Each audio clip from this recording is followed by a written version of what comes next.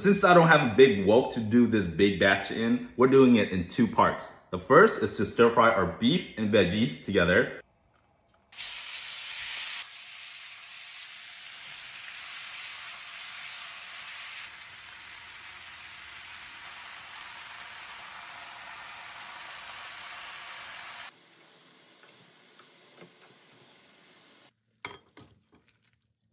And the second part is stir frying our pasta with our sauce.